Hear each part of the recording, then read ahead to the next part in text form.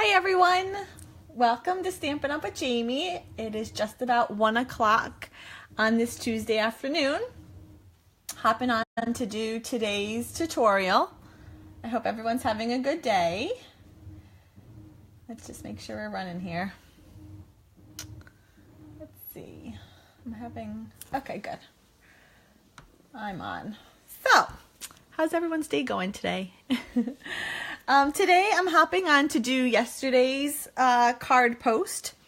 This card post went out yesterday, like I said, and it's one of my favorites. It uses the beautiful painted autumn DSP and a bunch of layering, which is probably one of my most fun things to do, is lots of layering and combinations of colors. So we're just going to dive in and get started. My card today is going to start off with garden green cardstock. It was cut at 4 1/4 by 11 inches, and then it's scored at 5 1/2. And we're just going to go ahead and fold that over like so. Okay. Next, I took a panel of soft sky cardstock, and this is cut at 3 7/8 by 5 1/8. And before I adhere my DSP on it, I'm actually going to go ahead and do the sentiment first. If I do my sentiment first, then I'm going to measure the DSP around it and make sure it hits where I want it to hit. So my sentiment comes from the Paisleys and Posies stamp set. This is one that came out in last year's holiday catalog, and it carried over. And it has this great sentiment here: thankful, grateful, blessed. And I think this is just perfect for this time of the year. I do have my grateful, thankful challenge running right now. So for every thank you card that you send during the month of November, you'll get put in a running to receive the Count My Blessings stamp set for free. So get mailing those thank you cards, and let's show lots of gratitude this season. So I'm taking my stamp set here, I have it ready to go, and we're using garden green ink. And we're just going to stamp it up and eyeball where it's going to go. I suppose you could measure it out. I'm just not a fan of measuring. Okay, so we're going to aim for straight and kind of low. I don't want it centered directly in the middle of my card. I kind of want it on the bottom. And there we go. Perfect. So, as you can always see, every time I make a card, I use a grid paper underneath. This grid paper is great because it helps if you're trying to get straight lines. And, you know, for the obvious reason, it's helpful when it comes to measuring. So, I'm going to just quickly measure up how far I need to cut my cardstock. So, I need to cut it at about 3 1/8, and I have my Stampin' trimmer here. Did I say 3 1/8? I think I said 3 1/8. Okay, let's double check. Yes, 3 1/8. So here's my Stampin' trimmer. It's great. It has a score blade, but also has a cutting blade. So we're gonna go 3 1/8. This DSP, by the way, is let's see, cut at 3 1/4 by 4. Because I know roundabouts, that's the size I'm going to need. So I have, this is measuring 3 1/8 by 3 3/4. And that's going to fit perfectly right there. And this little piece is going to come down below here, like that. Okay, so we can go ahead and put some adhesive on it and glue it on. Oops. Like that. And when I when I adhere, I should say, paper on paper, and I'm matting and I'm doing a tight mat, I like to come from the corner so that I can kind of see that I'm getting it both horizontally and vertically, as opposed to just coming from the top. And that way, not always, but 9 times out of 10, you can get it pretty centered and evenly spaced on your card. Okay? So we have that ready, and we're just going to go ahead and adhere that onto our card front, which is the garden green, like so. Okay. Next, we're going to start our layering, which is really fun. There's lots of bits, so we're going to start first on the bottom. I have a panel of another piece of soft sky cardstock. This is cut at 1 inch by 4 3/4. And I'm going to use the triple banner punch, which is an absolute favorite of mine. If you don't have this, I highly recommend. It cuts a banner end in 3 different sizes. It cuts it at 1 inch, 1.5 inch, and 2 inches. And if you've ever tried to eyeball a banner, it's not as easy as it looks. So this just allows us to cheat a little bit and get a perfect end. So I'm going to put my cardstock all the way in the back. You can always flip over your punch and make sure you're hitting the very back end of it. And once you've hit that back end, you just punch it and you have a perfect banner every time. And I'm going to cut that down a little bit. I cut that way too big. So I'm going to get my trimmer out, and I want it right where my thumb is there. So we're going to call that's like 2.5 in the end. Okay, so that's going to go, here's our example, right in the right upper hand corner there. I'm going to put some adhesive on it. Hi, Amy. Thanks for hopping on. How are you doing today? Thank you. Okay, and what I like to do with a banner is I like to kind of fold up. The cardstock is pliable, so you can definitely make it take shape. And I give it some, like, a little tail. So can you see that? So it's a little 3D there. And it's not just flat. Now, when you mail it, you know, odds are it's going to get a little flattened. But for now, it has a little shape. And if you hand give it, then it'll keep its shape even more. Okay, so next we're going to take our soft sky ribbon here. I've cut this at about 8.5 inches. It doesn't have to be exactly 8.5, but you know, I kind of measured it at that.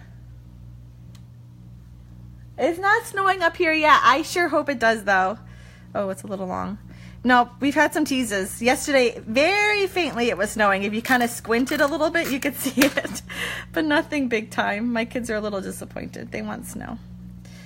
My son yesterday said, Mommy, do you think it'll snow in November? I'm like, I don't know, baby.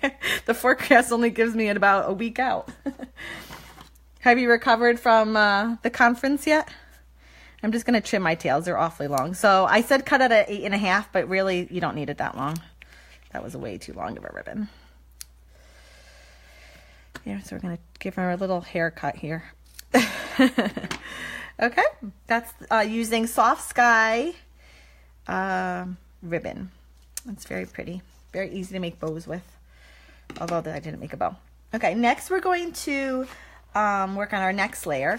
I used the Stitched Shapes Framelits dies, say that 10 times fast, and I took a piece of Whisper White cardstock and I ran it through, I think this is the second smallest circle, just to get a stitched circle. I use these framelits so often. They're like my go-to if I just want a little detail on the card. I highly recommend them if you don't already have one. They're just an absolute must for me. So that's going to go over our ribbon.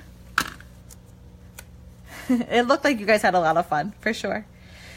Okay, so already it's looking a little different because my ribbon came out a little different. That's okay. Okay, so that goes next.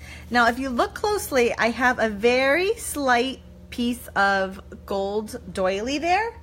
I just took a doily. Normally it would be full size. I cut it in half. And I'm going to have that just kind of ever so slightly poking out from the side there. I don't have a full one to show you because I've used them all up. But here's, so you just cut it in half. Nobody needs to know you're using half of it. And you can save the rest for another time. And again, it's just about having layers and giving lots of stuff for the eye to look at. Okay, so we're getting there. Next, over my stitched circle here, stitch shape, I'm using the mini gold sequins. Say that 10 times fast. And let's see, if I cut this, and then I'll measure it, because I don't know. I didn't measure it ahead of time. This is about 5.5 inches. And there are smaller sequins than our other ones. I like them because they just add a little extra texture, and I love texture, and I love different things for the eye to be able to look at. So all I did was I just put some adhesive in the middle of my circle there. Make sure the sequins are side up. I learned that the hard way, and during my scrapbook weekend I accidentally put them down up like that, upside down. So make sure your sequins are side up. And oh, I cut that a little, you know, something like that. You kind of want the tails just to be hanging down. There's no rhyme or reason to it. You just kind of eyeball it like so. And last but not least, I'm taking the pattern, I should say, with all the sunflowers. This also comes from the Painted Autumn Designer Series paper. And we're just going to find a sunflower that we like, such as this one. And first I'm going to just loosely cut them out because it's easier to work with a smaller piece of paper. And then we're going to put my fussy cutting skills to work. Like so. I should have done card magic with this one and had one already cut out, but I thought you'd, you know, get some enjoyment of watching me struggle with fussy cutting this thing out. So, did everyone hear about the the new stamp tool that came out? I'm super excited. I'm drawing. Okay, Amy, what's it called? So I think she hopped off. Oh, it'll come to me. Oh boy, that's bad. So just keep fussing cutting. Like so. Thank you, Stamparatus. All I could think of Stampamudging, and I knew that wasn't right. The Stamparatus. That's coming out to be able to pre-order a little bit later in this week. It's great for multiple stamping, step stamping. And it's also great if you have to like make multiples of the same card. It really is a time saver and allows for pretty precise stamping, which is kind of cool. I am very excited to get my hands on it. And we just keep, I should have done this ahead of time. We keep cutting. I'm almost done, promise. But see, people say this is very soothing and they say this is relaxing. Do you find it relaxing? Almost done. And I think I'm going to leave the leaves on this one. My other one, I only left one leaf on. Let's see if I leave both leaves on. I kind of like it with both leaves. So then we're just going to take, let's see here. We don't need that anymore. We don't need that anymore. Some Stampin' Dimensionals. And instead of putting it on my actual sunflower, I'm actually going to put them on my circle. So, because I want them to go on either side of the sequins there. I don't want it to hit on the sequins. And you're going to just play with it. Let's see here. Do I want it that way or do I want it that way? I think I like it like that. And you're just going to peel the dimensions. It's not soothing for you. I kind of agree, Amy. Okay, so then we're just going to stamp that down. And last but not least, I added just an enamel dot down here. So we're just using the garden, I have a garden green enamel dots. Normally they're circles. I've used all of them. So I have hearts and stars. So we're going to use this heart. And then we're going to just take the, metallic sequin assortment here. And they come in black, white, silver, and gold. We just want the gold ones. And we're looking for the circles. Oh, there's also clear. Of course I can't find one. There's one. There's one. Oop, and I want two. Oh, there's a silver one. There's a gold one. And I need one more. There's one. And then I'm just going to use liquid glue. Hopefully this works. Were you here last week or was it 2 weeks ago where my liquid glue didn't work? Yeah, there you go. One there next to my enamel dot, or enamel heart, I should say. That's not really a dot. And then one over on this side. And this just ties in the gold from up here. It just kind of brings it all together and makes them, you know, works together perfectly. And there we go. Ta-da! Easy peasy, easy to replicate. And you know, the most time consuming thing was fussy cutting out the sunflower, but other than that, really easy for you to replicate and to show some thanks. I can guarantee if you sent this card to someone that they would feel very blessed and you would make their day. So send those beautiful thank you cards. They don't have to be handmade, although that does add a nice little touch, but just send cards. Go out, buy some stamps, put them on an envelope, and make someone's day today. Thanks for tuning in, and I hope you join me next week for another tutorial. Have a great and blessed rest of your week. Bye-bye.